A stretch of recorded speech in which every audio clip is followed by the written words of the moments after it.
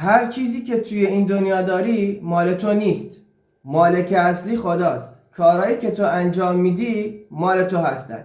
بیاید با هم دیگه یه زیبایی ببین.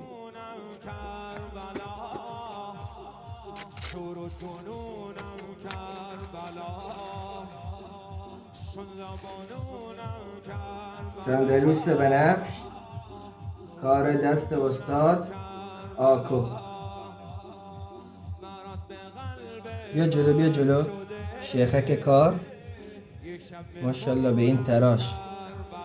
مهر استاد آکو، مهر نقره.